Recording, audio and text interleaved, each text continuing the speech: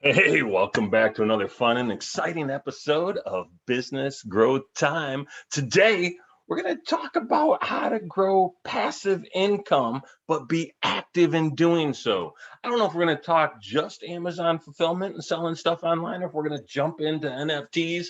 I'm excited to find out what Brycen Cox is going to bring to us. Before I introduce him, let me say hi to the one, the only, the lovely, and talented Janet E. Johnson, where today the E is going to stand for, I don't know. I don't really You've know. never done that out of all these episodes. I've never had an I don't know out of you. About enticing. I like Okay, there you enticing. go. This might be an enticing episode because who doesn't want to have some passive income? How are you, Janet? You're looking tan. I Good, like that. Are you good. rested and ready too? We're rested and ready. Yes, yes, yes. And I'd love to add on to that. It's funny because Terry introduced me a lot as like the Facebook queen, blah blah blah blah blah. So how I know Brycen is he's actually one of my clients. So we've been working together for Oh, for a long time, and I know if you've listened to some of the past episodes, I probably have brought up their story and how we've done with ads and that kind of thing, because I think you've heard it. Because when Terry has heard a lot of when I talk about ads, so that's another layer of how we know Brycen. So welcome, Brycen. I'm so glad to have you on. This is fun. It's different to have my own clients on because I usually you guys don't come on, but I'm like, our audience would love this. our Yeah. audience would love this. So, Brycen, say hi to Ernie. Hi, Ernie. And then we'll have Ernie say hi to you. Brycen started a business years back with his wife because they both have that entrepreneurial spirit. And what they really liked was helping others succeed. So, what they've done is build a model around how you can add. Everybody talks about that 9 to 5, right? You do that to pay your bills, but do the 5 to 9 to build your dreams. I think that's what we're going to end up talking about. They grew up in Washington State, but evidently it got cold and wet in Washington State. Ha ha, talking to people from Minnesota, cold, kiss my butt.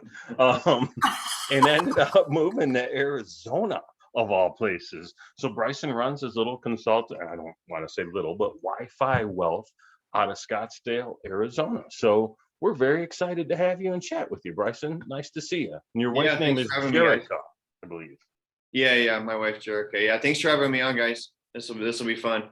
This will Yeah, be awesome. fun. Well, let's get started with tell us why. Well, first off, two questions I have for you that Terry brought up. Why'd you move? Well, that's probably an easy one. And number two is why did you get started in this path? Yeah, so why we moved.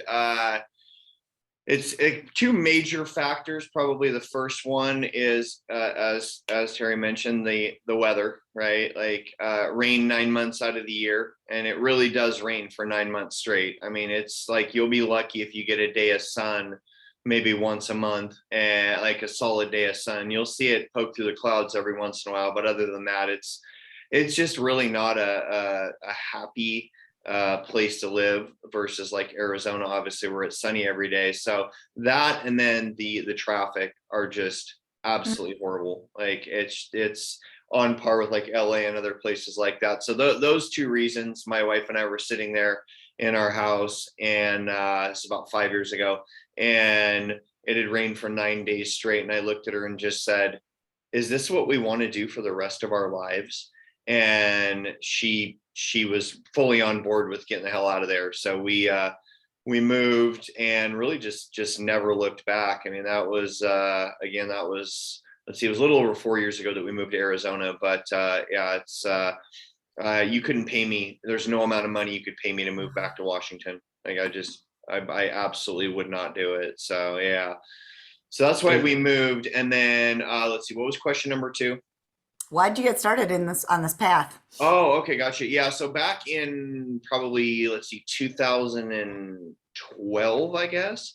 I was working for somebody. They owned a marketing company, and this was a little bit before, obviously, getting into the Amazon space. But I just kind of looked at what he did, and don't get me wrong, I made good money. I made six figures and was doing really, really well. But I just looked at what my employer was doing and said, I can not only do what he does, but I think that I can do it better.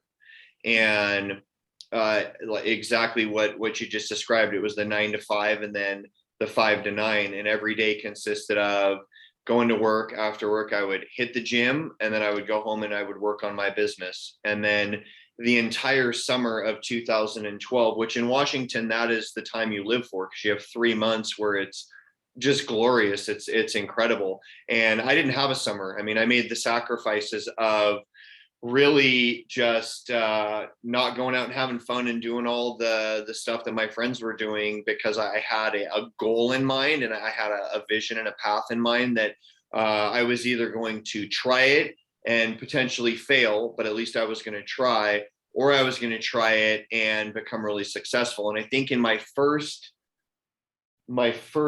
3 days in business, I made more money than I would have in an entire month working for my employer. So just getting on the entrepreneurial path was something that it just, again, 10 years ago, got on it and just really never looked back. And then we got into doing Amazon and all that a little over 6 years ago. We got into it, and we saw just a path for just helping people be successful and make money. And it was a way for us to help others, but at the same time, make money ourselves. So. Very, very cool. Tell me about those first 3 days, because I want to hear how you earned more than you did in a month at a 6-figure salary. That's pretty cool. Yeah. Well, the marketing industry that I was in was one there was just a lot of upside to helping people build their businesses. It wasn't through Amazon, but just helping people build their businesses through other avenues. And I got into that, and I mean, it was just a matter of the perfect storm, really. I worked really hard, but then I had, I can work as hard as I want, but so much of being successful in business it's the people that you put around you. And I started in my little 2-bedroom, 1,000-square-foot condo right in the living room, and put 3 little cubicles right in there, one for me and then the 2 other guys that I started my company with. And it was just, one of the guys was really good at leads, and the other guy had never done leads, and he had never done sales, but he actually worked at a car wash, and he was so good at asking people for tips after he did the car or washing the cars. And I thought, man, this guy could sell. And so I basically trained him, never been like a real in a real sales job before, and just gave him the opportunity and trained him. And yeah, it took off very quickly. I mean, it was a combination of just the right leads, and then just knowing exactly what we were doing and having it built out. That was part of it too. It was making sure that I had all my I's dotted and all my T's crossed. I had a gentleman for a number of years that had mentored me, and his view on things was, oh, well, you just kind of throw it together and you figure it out as you go along. And that was one of the few things that he had said to me that I strongly disagreed with. I would rather go into it and have everything set up so that no matter what's thrown at me, I have an answer for it. And that's what I did. And I think that was a big part of the reason why we were so successful so quickly. It wasn't just like, let me feel my way through the dark and, hope that it goes well. It wasn't like that. It was, I mean, I literally worked for 9 months straight every day on my business. So when we launched, it was just set up for absolute success. I think he just described the difference between Janet and I. Yeah. All right. Nothing wrong with going either way, but I would rather summarized it. I would rather be more prepared than less prepared. That's great. That's good. Okay, so let's talk about your specific business. Let's get into, what you do, how you help people. Sure. The logistics behind it. You could talk about, I know you have multiple layers. If you want to focus on the Amazon, I know that's what a lot of people are interested in, of course. So sure, go for it. Yeah. So the Wi-Fi Wealth is our main company, which we basically we're building passive income streams for people through Amazon. There's really 3 different ways to do it. You have Amazon FBA, which is fulfilled by Amazon. Basically, that's sourcing products and then getting them into our warehouse and then shipping them off to Amazon, and then letting Amazon do the fulfillment. And essentially, with all 3 of the ways that we can make money with Amazon that we offer, they're all the same in that we're going to do the work, the client invests the money, and then we run the account and pretty much do all the heavy lifting and then take a percentage of the profits. So, but with FBA, again, get the products, get them in the warehouse, find obviously high producing products, good products, and then ship them off to Amazon. And then Amazon does the actual shipping. They take a percentage, obviously. And then when all is said and done, there's whatever profit is left over, then we split that up with our client. So that's one way. The other way is basically drop shipping or arbitrage, which, I mean, it really, anybody that tells you that, oh yeah, they don't do drop shipping through Amazon, they're probably lying, because at least most of the companies out there, drop shipping is kind of frowned upon a little bit by Amazon, but there's, I would say 80 to 90% of the companies that we do what we do, the vast majority of what they do is drop shipping. It's just really a better path, because instead of having to pay for all that inventory up front, maybe the product produces for 6 months to a year, maybe less, and then the market is saturated, or just a number of different factors that could play into it. Instead of doing that and just having those 1 or 2 products and just crossing your fingers and hope that we can run them for a significant period of time. For drop shipping, we can just add the products in, and then when somebody purchases, obviously lets the drop shipper know, and then the drop shipper sends the product out directly to the customer. So that's the second way that we do it. That one really is, you can make money with any of them, but that one is a much quicker path to being successful, because we can have people up and live within basically 3 to 4 weeks. We can have them up and live and making money with Amazon, versus the other way around, which is probably more like 3 to 4 months. So significantly faster, obviously, with drop shipping. And then the third way, before you hit number 3, yeah, I was reading a book not too terribly long ago, and it mentioned the construct of arbitrage, and I had to actually look that up because it wasn't a term that I was familiar with. And I'm reasonably dumb, but simultaneously reasonably smart. So maybe other people don't know what that means. Could you elaborate on that word so we're all using the same language? Yeah, so arbitrage is kind of a loosely used term in the world of Amazon. So some people use the term arbitrage and they're talking specifically about drop shipping, where again, you have the products listed, you don't actually have them in stock, you're not the one that's going to send them out, and then you have a drop shipper that will take, and as soon as somebody orders it, then they take, and then they send the item directly to the customer. That's one form of arbitrage. Another form of arbitrage is essentially going and buying goods in bulk from branded goods, right? So specifically, you could go to places that have like liquidation sales and things like that. You could go buy, 100 toaster ovens or whatever, right? Whatever the product may be. And then you are actually sending those out on your own. So somebody orders that toaster, and now it's like, okay, the order came in, box it up, slap the label on it, ship it out. That is another form of arbitrage. The other form of arbitrage, which is a little bit more technical and there's more work, but people do this, is they will do Amazon to Amazon or Walmart to Amazon. So both of those are not necessarily above board in terms of Amazon's eyes, but when you get somebody on page 20 that is selling an item for $10, and then you have a bunch of people on page 1 that are selling it for 15, you can go then take that item and buy it from the person that it was that's selling it for 10, and then obviously ship it out, and then you make the $5 or whatever the amount of money is. So those are really, like, in terms of arbitrage, that's really what it looks like in that particular world. And the definition I found was just like number 3, right? It was the spread between what you buy something for and you sell something. Mm-hmm. Yeah, so exactly. I appreciate you sharing that. Thank you. Sure. No problem. Yeah, and then the third thing is private label. So private label, really what we do is we go and we take a product, we do the research, we'll look at different patents and things like that, just to find out if there is room in that particular category or for that particular product for growth. And then what we'll do is we will essentially create a product from scratch, right? We build the product, we build the brand, the labeling, the packaging, everything, so that it's individual to that specific client of ours. And then it really becomes just marketing the product, selling it on Amazon, really getting the name of the product out there so that you can build some brand recognition.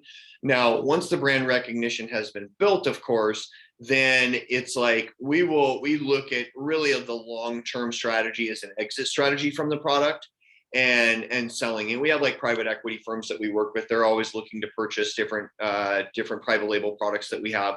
And in terms of like the big money, like that's where the big money is going to come from. If you can build out a successful brand and sell it for, $1 million, $2 million, even like $500,000, right? If we have somebody that invests $50,000 into private label with us, and then we turn around and say 2 years later, go, well, we're being offered $500,000 for this. There's not too many people that are going to turn that down and go, oh no, I'm not interested in hundreds of thousands of dollars. They're usually very interested in that. And then it's really just rinse, wash, repeat. It's like, okay, cool. You have this money now. Let's go do this again. And then we go find a different private label product and basically start over from scratch and then just do the exact same thing. So yeah, so FBA, drop shipping, and then private label. Those are the three major ways that we make money with Amazon. Can you give us a specific of a private label? Just A out of specific curiosity. product? Yeah. Mhm. Sure. So one of the private label products that we're doing right now is a pregnancy pillow. And I don't want to get into the specifics of what make this pregnancy pillow unique, because then we'll have other people that'll run out and try to patent it and all that good stuff. But knowing that after doing the research on the pregnancy pillow, the actual marketplace, all that good stuff, we'll have different variations of the pregnancy pillow, different sizes, different shapes, different materials, things like that. But it's a category where after doing the research, we said, oh, wow, okay. And then looking at the patents, we're like, oh, wow, there's a huge opportunity with this particular product. And so that was one that we know is going to be really, really good. And that was, I think that was like $100,000 entry point for that particular private label product. So one of the more middle of the road, I guess you could say, private label products. Typically private label will do that. Little East will do that for us like 50,000. So, doing $100,000 private label, we're looking at that. We know X amount of dollars is going to be roughly generated in terms of profit each month. And then we're looking at it down the road in terms of like an exit, and knowing that, hey, we're going to be able to exit from this product at, realistically, probably a pretty high number, anywhere from probably 12 to 24 months down the road. But yeah, the pregnancy pillow would be a good example. Do clients come to you with, did someone say, hey, we're going to do a pregnancy pillow, or did they come to you and say, find us something cool, and you said, hey, we're going to do a pregnancy pillow?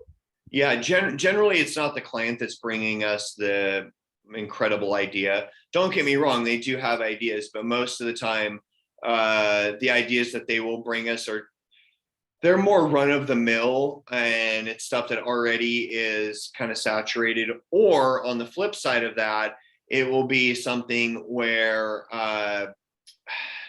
maybe it's something you have a passion for, and they go, oh, well, what do you think about this? And it's like, for example, somebody brought us something that had to do with ballroom dancing. And it's like, well, okay. I mean, don't get me wrong, people love to ballroom dance. There definitely is, there is a market for that. But in terms of like private labeling a product and then being able to sell that product for a high dollar amount down the road, ballroom dancing is not the highly sought after category. So most of the time, I would say 49 out of 50 times, if somebody brings us an idea for private label, they're shot down. But you get an anomaly every once in a while.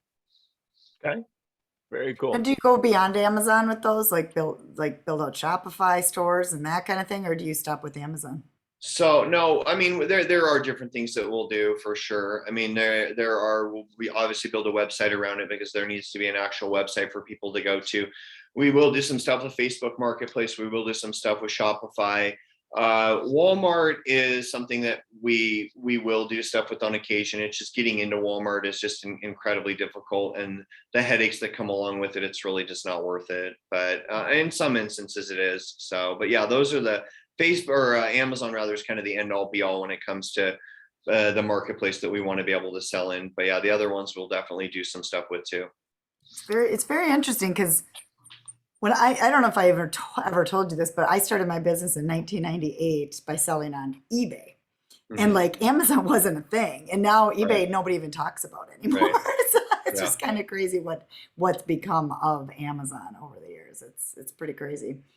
So tell us how if somebody came to you, what would it be? What would this look like? Let's say somebody said, you know what, I want to get involved in the Amazon world. Mhm. You know, what does it look like when they come to you, and what do you recommend? So if somebody comes to us and they say they want to get involved in Amazon, obviously we'll talk to them about the 3 different programs and just figure out which one is going to make the most sense for them. And then once we've pinpointed that, obviously we have our setup fees and whatnot, so they have to pay the setup fee and all that good stuff. But yeah, once they come to us and they're ready to get going, it's basically set up the store, and then depending on whichever business model we use, drop shipping, for example, we'll start with product research, figure out which products are going to be good, solid products that we can sell that the drop shipper will have available. And then once that happens, we'll build the listings out, get the listings live. And then the buy box is a really big thing, getting the buy box so that it just will push them right up towards the top versus being, we could sell like Heinz ketchup, for example, could be one of the products we sell. Well, if they don't have the buy box, then it's going to be an issue and they're probably not going to sell a whole lot. So we obviously will focus on getting them the buy box. But once that happens and they're up towards the top, then it's literally just managing the account and just doing what we do. I mean, it's just making sure that products are in stock. If they're not in stock, pulling the listing, adding new products, just managing everything from top to bottom. I mean, there's a lot that goes into that. There's different tricks that we have with our drop shippers and whatnot, where, things to get free shipping. So if somebody only orders one item, for example, and doesn't qualify for free shipping, there's things that we can do in order to get them free shipping. So, but that has to happen manually on every single order. So it's not just like this automated thing where it's like automatically this happens and then we get free shipping. So there's a lot that goes into it, but the setup process is probably the easiest part. It's just the managing it part and consistently adding new products and making sure that we're on top of all that stuff every day, every week, every month, every year. Like there's a lot that goes into it. Oh, I believe it. Yeah. I believe it. Tell us about also you teach passive income. What are the other areas you talk about or you do with clients? You mean in dealing with Amazon? Yeah, well, no, you have something else beyond Amazon, I feel like, don't you? Yeah. So we actually recently started I guess you could call it like a gaming company where we are having a whole line of NFTs built that are going to be playable characters in a video game. So when somebody obviously purchases the NFT, now that NFT is their character, which will now be playable in the actual video game. So it's more of like a futuristic, like people that know video games know like Cyberpunk, right? Like that's a pretty well-known game. It's similar to that in terms of like what it looks like, kind of a futuristic world, basically like a fallen world, I guess you could say. And but yeah, it's very much like oh geez, what's the game that all the kids play? Fortnite. It's very much like Fortnite, where they go out and they kind of like a battle royale. Everybody's fighting against each other, but the map is shrinking as the match goes on until you're kind of all forced into a little area, whoever's left, and then you're just fighting to win. So same sort of concept. The concept's not unique in terms of like the actual game, but the cool thing is that I think so many NFTs out there nowadays, it's just like a piece of art, right? It's like, okay, cool, here's my whatever, right? My little JPEG that's just a piece of art. Not that there's anything wrong with that, but when the actual NFT has some sort of a utility behind it and it has some sort of a function behind it, I think that goes a lot further with the NFT world and the buyers and all that good stuff, because they look at it and they go, oh wow, no, this is really cool because like I know I'm going to get this character and I know I'm going to be able to play with this particular character in this video game. So, but yeah, that's a project we've been working on for probably 6 months.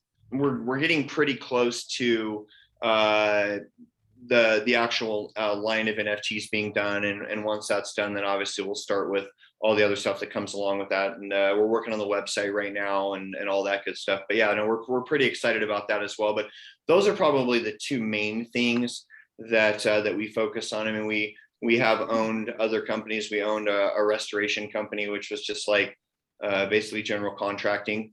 That was something that I looked at and was rather challenging.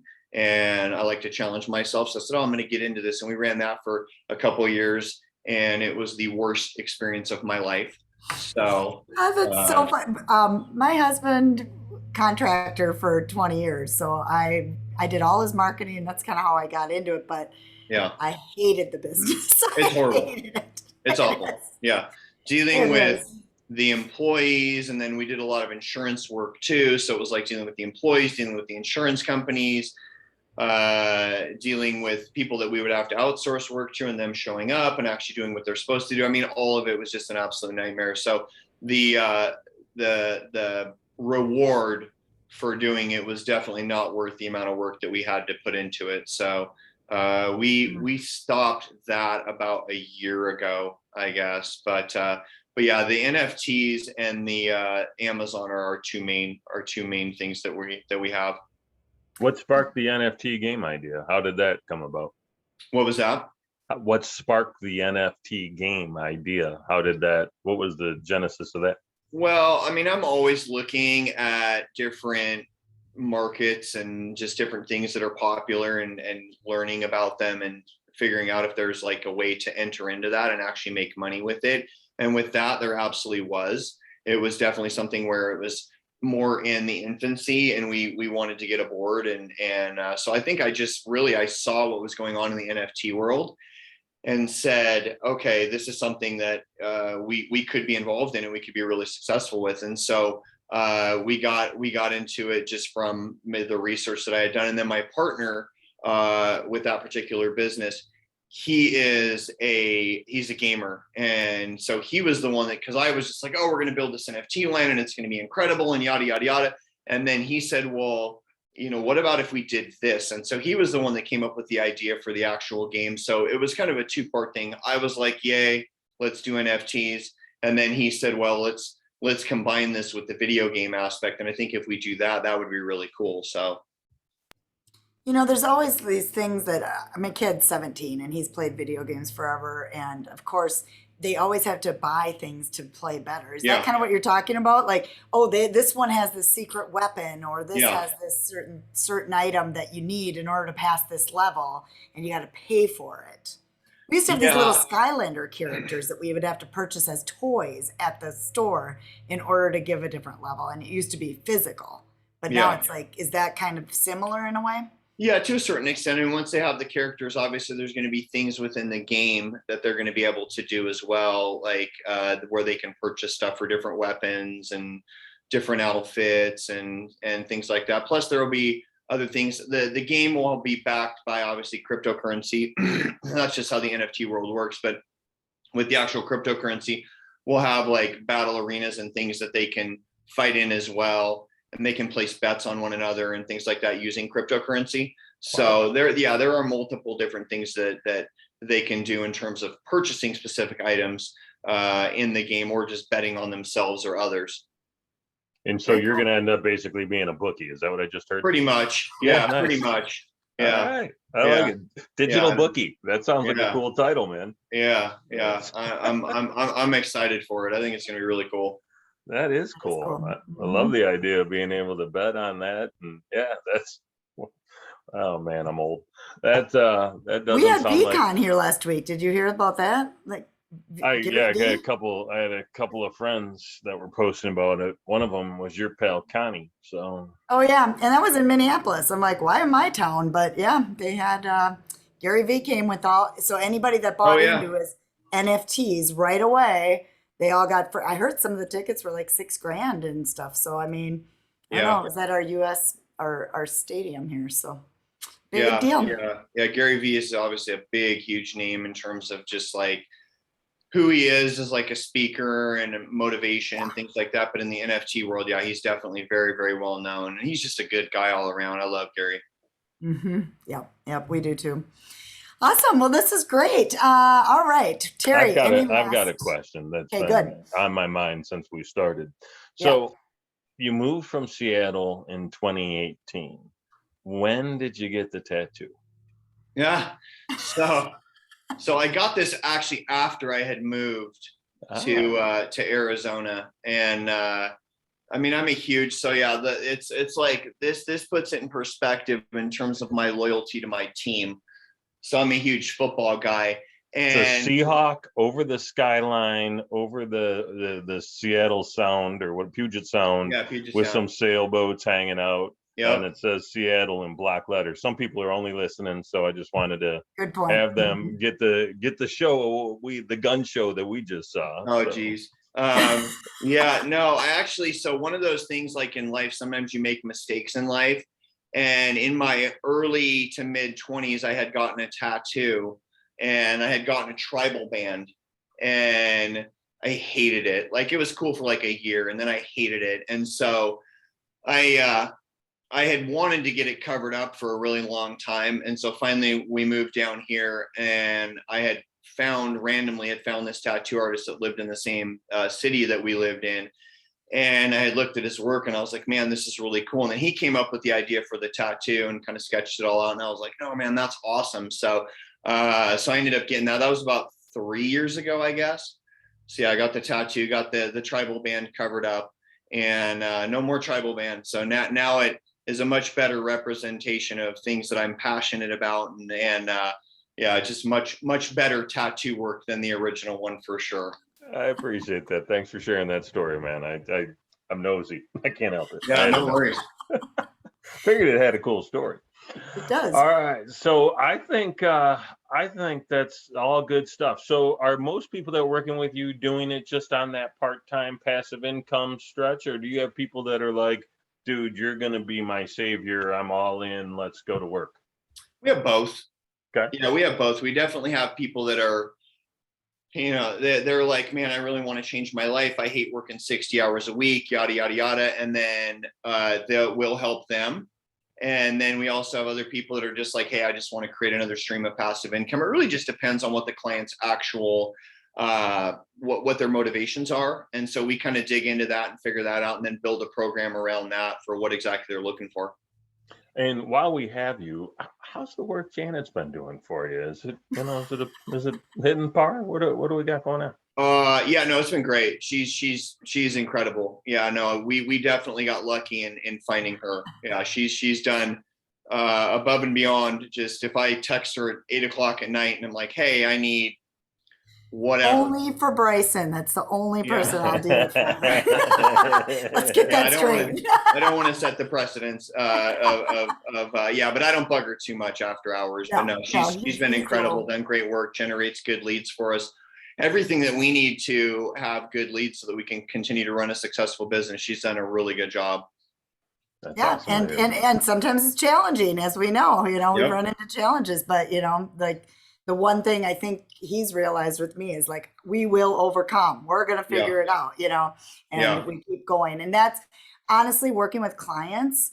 One of the big things is they give up too soon. And that's the issue a lot of times. They don't want to do the spend that it can take to get there. And that's what I love working with Brycen for, because he's willing to do it, Yeah. So awesome. cool. Well, awesome. Well, let's finish up by telling them the best place. Anybody that wants to get into learning about Amazon and how they could make some money off of Amazon. I mean, I think everybody wants to, really, it's a great place to make money. Where do they reach out to you? What's the best place? So yeah, definitely. I mean, you can find us on our website, wifiwealth.com, and message us through there. You can find me on Instagram, Mr.wifiwealth is my Instagram handle. You can find me on there and message me on there. Like in terms of like learning about Amazon or all that good stuff, we have a book that my wife wrote that's really good. Obviously I can get you the links to that. Yep, stuff. I'll have the links for that. Yep. Perfect. And then we actually have a course, an Amazon FBA course, which is a 15 module course that trains you how to do it on your own, which a lot of people are interested. A lot of people like the challenge of just figuring something out and doing it on their own. And if you don't want us to do it for you and you want to do it yourself, absolutely. We have a course that will train you from A to Z how to do it yourself. Yeah. Awesome. Yeah. We will put all the links in the show notes. I have them obviously because I work with Brycen already. So we'll drop those in and then they'll reach out to you. They can also reach out to you via wifiwealth.com. Perfect. Awesome. Thank you. It was fun having you on. Any last words, Terry? I'm looking at his Instagram now, and dude's got some slick cars, man. Good taste in hardware. Terry's buddy. going down the rabbit hole. We haven't got done with the show yet. Oh well, you mentioned his Instagram. I figured I would do what you said, Janet. What do you want from me? Oh, that's great. Awesome. No, great conversation, Brycen. Continued success to you and your bride. Very exciting stuff that you're doing. So we appreciate you spending your time and sharing your wisdom with our audience. So thank you for that. Absolutely. Well, thanks for having me on, guys. Yeah, it was All fun. right. Awesome. Thank you. All right, for sure. Stop recording.